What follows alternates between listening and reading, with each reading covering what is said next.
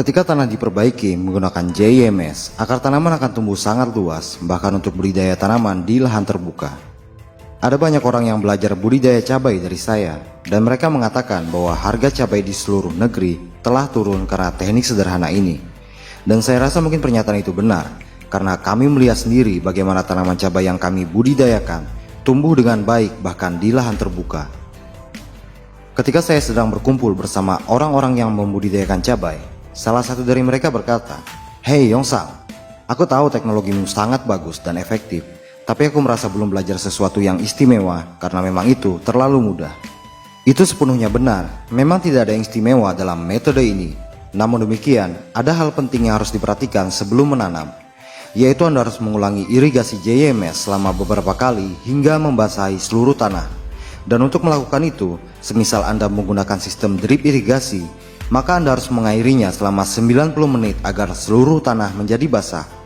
Kemudian, lakukan pengairan serupa dengan interval 4-5 hari. Ulangi proses ini setidaknya 4 kali sebelum tanam, sehingga JMS dapat membuat tanah menjadi lunak sebelum penanaman bibit. Rekan-rekan petani sekalian, penggunaan JMS secara berulang sebelum penanaman adalah teknologi kunci untuk hasil tinggi. Ini adalah bagian yang sangat penting. Bahkan jika Anda mencobanya untuk pertama kali, Anda akan merasakan hasilnya. Percaya atau tidak, banyak orang yang akan mendatangi Anda, dan itu benar-benar terjadi pada saya. Banyak orang mendatangi saya dan bertanya, jenis penambah pertumbuhan apa yang saya semprotkan, padahal saya belum menyemprotkan apapun. Keberhasilan penyiapan akar di awal akan membawa hasil yang tinggi. Jika Anda menggunakan JMS sebelum tanam dan sebelum berbunga, maka sesuatu yang menakjubkan akan terjadi. Karena penggunaan JMS yang berulang akan meningkatkan jumlah mikroorganisme di dalam tanah. Sementara itu, hal yang mengejutkan adalah bagaimana JMS mampu menghilangkan penyakit tanah. Kita semua takut penyakit di tanah, karena jika itu terjadi, pertanian bisa hancur total. Namun peningkatan keanekaragaman mikroba dapat mencegah penyebaran penyakit di tanah. Ini berlaku bagi semua tanaman, baik itu sayuran sampai buah-buahan. Daripada memilih menggunakan pestisida yang sangat beracun untuk mengatasi patogen tertentu, alangkah baiknya kita menggunakan JMS dengan paket lengkap keragaman mikroorganisme di dalamnya, sehingga mikroorganisme tertentu tidak dapat mendominasi dan menyerang tanaman.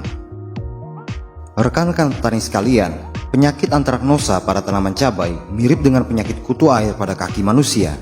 Jika Anda sering berjalan tanpa alas kaki, berbagai jamur yang menghuni tanah akan menghinggapi kaki Anda, dan semakin cepat Anda akan sembuh dari masalah kutu air. Penyembuhan antraknosa sama dengan perawatan kutu air. Ketika antraknosa menyerang tanaman, itu berarti bahwa tanaman sudah ditaklukkan oleh mikroorganisme tertentu. Ini kedengarannya agak gila, tapi dengan meningkatkan keragaman mikroorganisme pada tanaman, maka satu mikroorganisme seperti C. aquatum penyebab antraknosa tidak akan mendominasi. Akan ada persaingan ketat dalam memperebutkan makanan di bidang tanaman Anda. Selain itu, saat JMS dikembangkan dengan garam laut atau air laut, maka otomatis akan ada 83 jenis mineral yang akan tersedia. Ini akan sangat baik untuk meningkatkan perakaran. Ketika akar tanaman tumbuh dalam dan lebar, maka penyerapan mineral akan meningkat dan secara otomatis akan meningkatkan hasil. Sangat sederhana. Penanganan antraknosa pada cabai juga berlaku pada penanganan penyakit pada bawang merah, tomat, jagung, dan sebagainya. Cukup gunakan JMS sebelum tanam dan semprotkan atau irigasikan sesekali untuk meningkatkan kualitas. Mari jadikan pertanian kita kaya akan mikroorganisme dan mineral. JMS adalah game changer. Tanah akan sepenuhnya diperbaiki oleh keragaman mikroba. Seperti pada gambar ini, akar tanaman akan menari-nari di tanah. Anda tidak akan menemukan masalah seperti patogen tanah. Selama ini, kita memiliki terlalu banyak kekhawatiran hanya untuk tanah, untuk nematoda, penyakit layu, dan lainnya. Kekhawatiran ini membuat kepala kita pusing pada awalnya. Tapi saat Anda sudah mengenal JMS, semuanya akan lebih mudah. 500 liter JMS dapat mengakomodasi lahan seluas 3,2 hektar atau 8 ekar dalam pengenceran 10-100 kali. Untuk tanaman semusim, terapkan sebelum penanaman, dan untuk tanaman buah, terapkan sebelum berbunga atau setelah panen.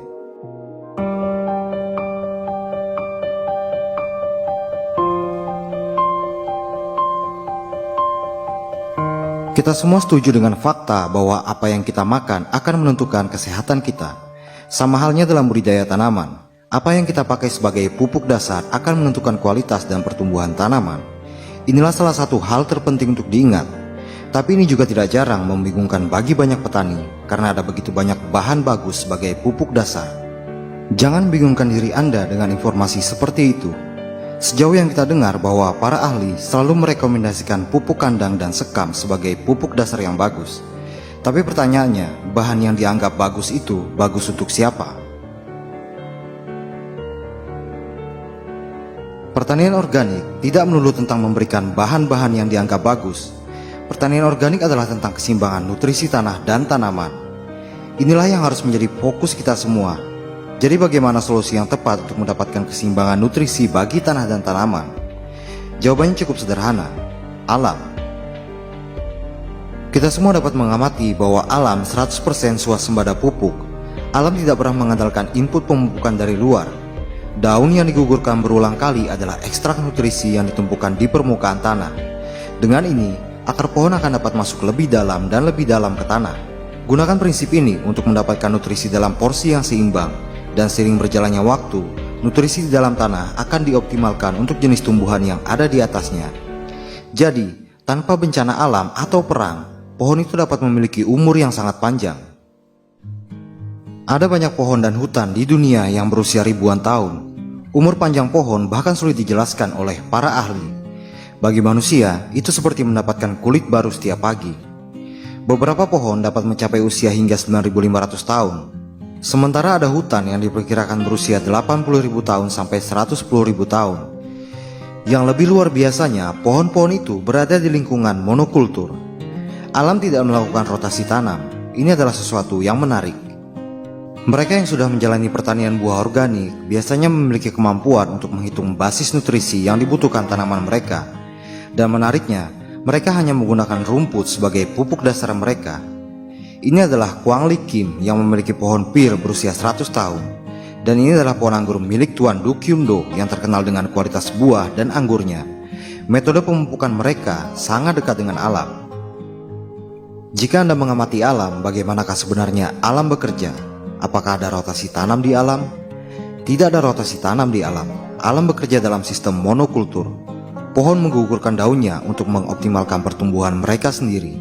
Itulah mengapa dalam metode jadam kami tidak pernah menyarankan rotasi tanam. Kami menanam tomat persis di tempat kami menanam tomat sebelumnya. Kami memasukkan sisa tanaman tomat sebelumnya untuk musim tanam berikutnya. Sama halnya dengan cabai dan tanaman sayur. Intinya, masukkan saja semua residu yang busuk, bahkan yang berpenyakit. Proses inilah yang akan melanjutkan nutrisi tanah dan akan dioptimalkan untuk satu jenis tanaman. Begitulah cara saya mendapatkan hasil yang tinggi selama beberapa tahun terakhir. Tapi ada perbedaan antara cara bertani manusia dan cara bertani alam.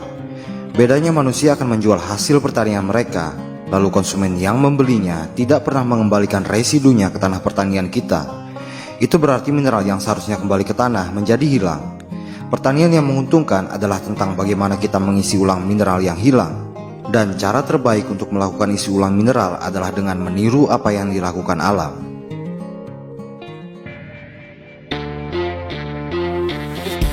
Salah satu solusi terbaik untuk meniru alam adalah dengan memanfaatkan tanaman penutup tanah.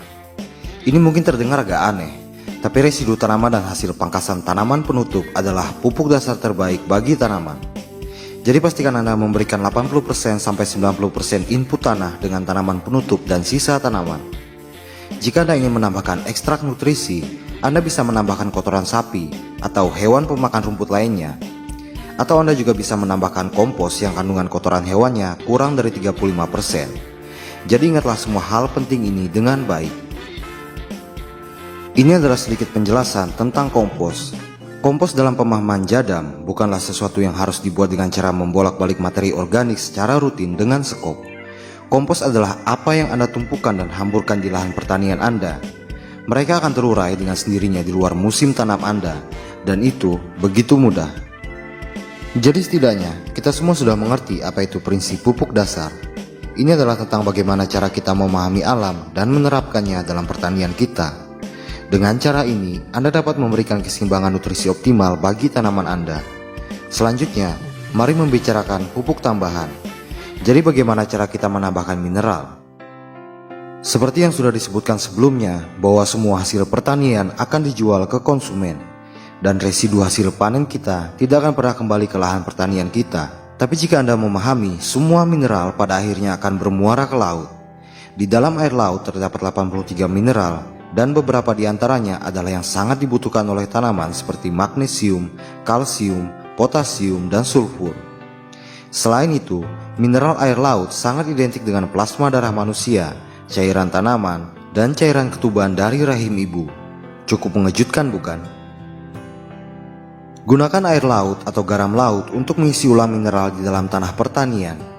Ini adalah metode ilmiah yang sudah kita miliki. Anda mungkin bertanya-tanya, kenapa garam laut? Izinkan saya memberitahu Anda bahwa seluruh sejarah pertanian kita sudah membuktikan hal itu. Karena pertanian yang berada di sekitar laut selalu menghasilkan produk dengan kualitas tinggi di seluruh dunia. Jika Anda pergi ke situs Departemen Pertanian Korea Selatan, maka Anda dapat melihat bahwa mereka sudah menjelaskan secara mendalam tentang manfaat penggunaan garam laut untuk pertanian. Ada sekitar 20 makalah yang menulis tentang fakta ini, tapi tidak ada para ahli yang memberitahu Anda tentang ini. Padahal jika mereka jujur, mereka bisa saja menyarankan petani untuk menggunakan sedikit garam laut dalam pertanian mereka. Tentu saja kita tidak bisa menggunakan terlalu banyak garam laut, karena jika terlalu banyak hal baik, itu akan menjadi buruk. Jadi bagaimana kita bisa menghitung jumlahnya?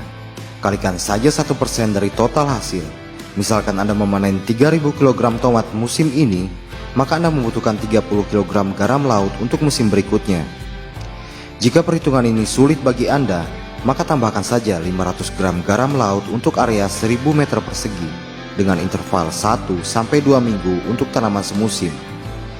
Untuk tanaman buah, Anda bisa memberikan 20 kg garam laut untuk setiap 1000 meter persegi, minimal 4 kali dalam setahun. Jika Anda menggunakan air laut, maka 20 liter air laut setara dengan 500 gram garam laut. Dalam metode jadam, Anda akan menggunakan JMS. Jika Anda membuat 500 liter JMS, artinya Anda sudah menambahkan 500 gram garam laut di dalamnya. Jika Anda memiliki area yang lebih luas untuk dicakup, hitung sedikit lagi berdasarkan ukuran tanah Anda. Ini adalah cara bagaimana Anda memulihkan mineral di dalam tanah. Saya juga merekomendasikan untuk menggunakan bubuk filit, yang merupakan bubuk batu dengan kandungan mineral yang baik. Kami mengaplikasikannya setahun sekali dengan biaya $9 untuk setiap 20 kg bubuk filit. Anda dapat mengencerkan ini dengan air sebagai pupuk cair. Tapi ini tidak wajib. Penggunaan filit sepenuhnya terserah pada Anda. Namun dalam mengaplikasikan sesuatu di pertanian Anda, ingatlah untuk menjaga keseimbangan.